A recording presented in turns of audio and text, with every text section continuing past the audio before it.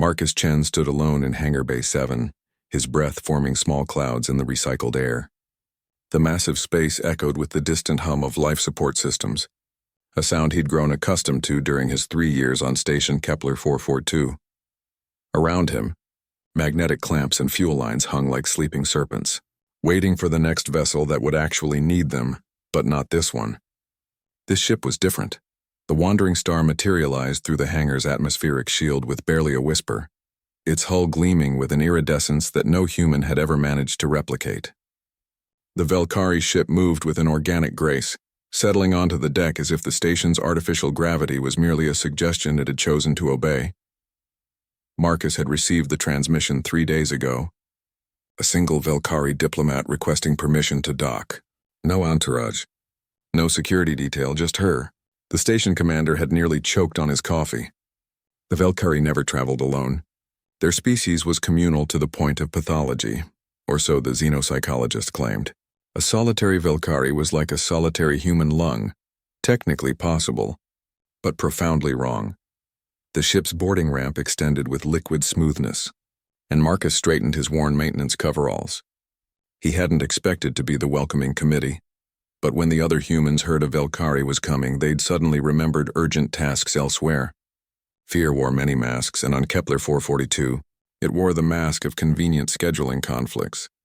She descended the ramp like water flowing uphill, her crystalline exoskeleton catching the harsh hangar lights and scattering them into rainbow fractals across the walls.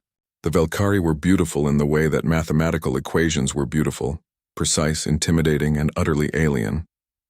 Her primary arms hung at her sides, but her secondary arms held a small case, clutched with what Marcus hoped was casual confidence rather than defensive tension. "Welcome to Station Kepler 442, Marcus said, his voice steadier than his heartbeat. He didn't bow. The cultural briefings had been explicit about that. "I'm Marcus Chen, Maintenance Chief. I apologize that our diplomatic corps isn't here to—" "They are afraid," she said, her voice emerging from the translation matrix at her throat with surprising warmth. "As they should be. I am Shalara of the Sixth Harmonic, and I have come to deliver an apology that is 300 years overdue." Marcus blinked. In all his preparation, in all the scenarios the commander had outlined, this hadn't been one of them. Shalara moved closer, and Marcus forced himself not to step back. The Velkari were nearly 7 feet tall, and their compound eyes could track movement in spectrums humans couldn't even perceive. But there was something in her posture, in the way she held herself, that spoke of vulnerability rather than threat. "Your species calls it the Vancouver incident," she continued, setting her case down gently. "We call it the first shame. 317 years ago, a human colony ship requested assistance. Our patrol vessel responded. And then we left them to die." The words hung in the cold air between them. Marcus knew the story, every human did.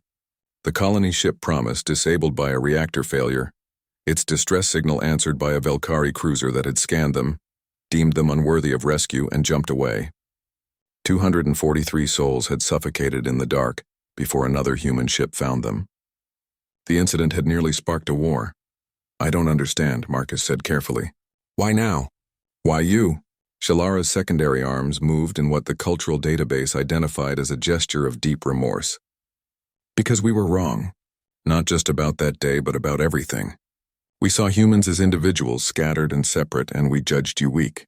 We did not understand that your individuality was not weakness, it was courage." She opened the case. Inside, nestled in foam that seemed to breathe, was a crystal matrix, a Velkari memory core. "My ancestor was the captain of that patrol vessel," Shalara said softly. "This contains her unedited logs, her thoughts, her shame. She could not bear the weight of her decision. Neither could her children or theirs. The burden passed down through 6 generations until it reached me. I am the first of my line strong enough to be alone, strong enough to face humans, strong enough to say, 'We were wrong and we are sorry.'" Marcus stared at the crystal, then at Shalara. The Velkari were communal because they were afraid to be alone. They traveled in groups because solitude was their species' deepest terror, and this being had crossed half the galaxy, separated from her harmonic, drowning in the silence of her own thoughts, to deliver an apology for a crime committed before she was born. "You came alone," he said, understanding flooding through him. You're terrified right now. I am, Shalara admitted, and her voice cracked through the translator. Every moment away from my harmonic feels like drowning. But your ancestors died alone in the dark, when we could have saved them. If they could face that void, I can face this one. Marcus felt something shift in his chest, something that had been rigid for 3 years. He'd come to Kepler 442 to escape, to hide in the empty spaces between stars because people had become too much, too demanding, too present. He'd chosen solitude as armor. She'd chosen solitude as penance. I accept your apology, Marcus said quietly. On behalf of, well, I don't speak for humanity, but I accept it anyway. He paused, then extended his hand. How long until you have to return to your harmonic? Shalara stared at his hand, then carefully wrapped her primary digits around it. 3 days. Perhaps 4 if I am disciplined with my meditation. Then let me show you around the station, Marcus said. You shouldn't have to be alone the whole time. None of us should.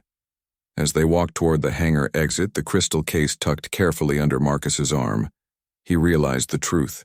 Humanity's strength wasn't that they could survive alone, it was that they could choose not to.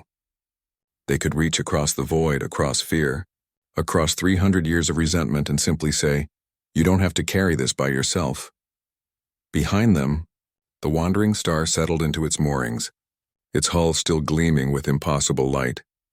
And in Hangar Bay 7, 2 beings who had chosen solitude discovered something better. The courage to face the universe together, even if just for a little while. The apology changed nothing about the past. But it changed everything about the future.